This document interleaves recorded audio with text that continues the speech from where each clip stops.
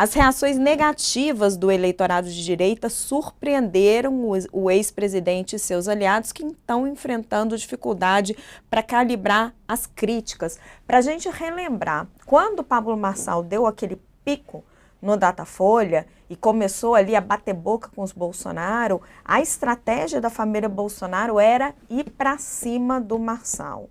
Eles achavam que o Marçal estava se apropriando da marca Bolsonaro, crescendo muito na direita, e Bolsonaro passou a responder até diretamente postagens de Marçal que o associavam a ele, dizendo nós não, né?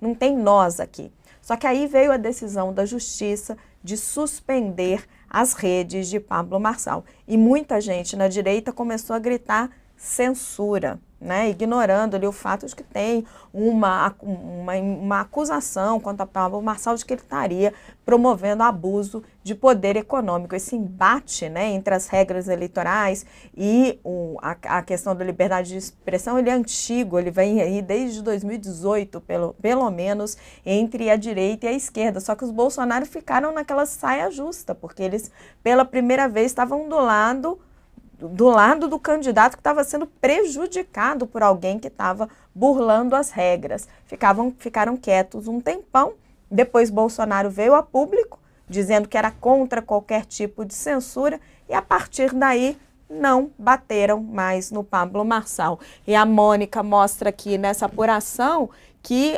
aliados ali do Bolsonaro estão dizendo que o problema é do Ricardo Nunes, que é ele que tem que lidar com esse abacaxi que se transformou o Pablo Marçal na campanha. E aí, professor Cláudio Couto, jogo para o senhor essa análise, porque os Bolsonaro ficaram numa situação dificílima, né? Eles precisam combater esse inimigo que vai se apossando dessa posição deles na direita, na extrema-direita, desses valores que eles capturaram na sociedade e deram o nome de bolsonarismo, mas aí não podiam bater de frente com os próprios valores, iam apoiar a censura? Pois é, né? Acho que você colocou a coisa de maneira muito clara, viu, Raquel? Quando você falou, vem se apossando do espaço deles, né? E acho que essa é a questão. Veja, outras figuras, né, que de alguma maneira se vincularam ao bolsonarismo no passado e depois foram escanteadas por ele, eram ou bem subordinados do Bolsonaro, né? Estou pensando numa figura como Joyce Hasselmann, ou outra como Alexandre Frota, ou até o Bebiano, enfim, figuras que foram sendo descartadas pelo Bolsonaro ao longo do tempo, né? E outras são figuras que poderiam ser vistas por ele como competidoras, mas não exatamente competidoras no sentido de se apossar do seu espaço, mas de, digamos, disputar eleições com ele, poder, em alguma medida, embolar o grande campo da direita, mas não aquele campo específico da extrema-direita em que o Bolsonaro se colocou como líder inconteste, pelo menos durante um bom tempo. Parece que agora ele já não é mais tão inconteste assim. E eu acho que é esse o receio que os bolsonaristas e os bolsonaristas do núcleo duro, eu estou me referindo, Bolsonaro e família e alguns ali mais próximos dele, é esse o receio que eles vêm tendo. Qual seja, de que se o Marçal crescer demais, pode ocupar o seu espaço. Daí começaram a bater nele. Só que aí perceberam o seguinte: o perigo dele se apossar do espaço do Bolsonaro é tão grande que os próprios seguidores do Bolsonaro, os seus apoiadores no campo da extrema-direita, eu estou me referindo ao eleitorado, também se solidarizaram ao Paulo Marçal e não aceitam esse tipo de ataque que o Bolsonaro desfere contra ele, Bolsonaro e filhos, novamente. Mas que poderia ser feito contra outras figuras da direita, ou mesmo da extrema-direita, mas que são anjos caídos, né? Se desgarraram e estão ali, não precisam ter muita solidariedade ao serem espezinhados pelo Bolsonaro, são também espezinhados pela sua base de apoio. O Marçal parece que está produzindo um efeito diferente, ainda mais quando ele se torna, na leitura deles, vítima de uma perseguição, né? Que seria essa situação dele, obviamente, transgredir a lei e, ao transgredir a lei, sofrer uma sanção e depois vender isso como uma forma de perseguição. Que, aliás, é o tipo da situação que o bolsonarismo criou muito para as instituições políticas em geral e para as instituições de justiça em particular. O que, que é? Uma coisa que eu gosto de chamar de armadilha populista. Eles vão lá, transgridem. Ao transgredir, a justiça é provocada a agir. Ao agir, os pune. Ao punir, ele diz: olha aí, ó, a justiça está nos perseguindo, né? E aí começam a se colocar como vítima e passar para a população a imagem de que a polícia não, de que a justiça é parcial porque toma o partido contra eles. Armam esse tipo de situação. Pois bem, o Marçal vem fazendo exatamente a mesma coisa, e aí, ao atacá-lo, os bolsonaros se mostrariam não solidários com alguém que é vítima de perseguição do sistema, né, como eles gostam de dizer. Então se colocou numa sinuca de bico e agora tem que fazer esse recuo. Acho que eles estão realmente numa situação que lhes preocupa bastante porque, insisto, eles não têm aí só um competidor ou um subordinado, eles têm um potencial substituto. E isso é uma coisa mais complicada para eles. Léo, e como você enxerga esse recuo dos Bolsonaro? Eles prometeram partir para cima e agora não estão conseguindo cumprir a promessa porque estão, como é que ficaram numa saia justa, né? Iam ser acusados de censura. Como é que eles vão defender isso? Eles estão. Será que existe o bolsonarismo? Ou o que existe é esse sentimento de antipetismo, essa extrema-direita que qualquer um pode capturar?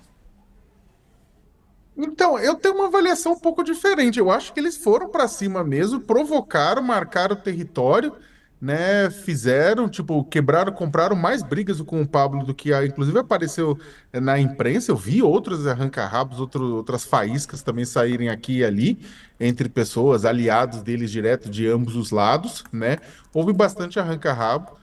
Eu só acho que assim, isso tem uma coisa do bolsonarismo que é muito louca, na verdade, que isso eu dou até parabéns pra eles, pro clã, né? Parabéns, gente. Porque é o seguinte, eles são muito bons no sentido de que eles não precisam fazer uma coisa que fica o tempo inteiro nessa mesma coisa. Eles vêm e vão.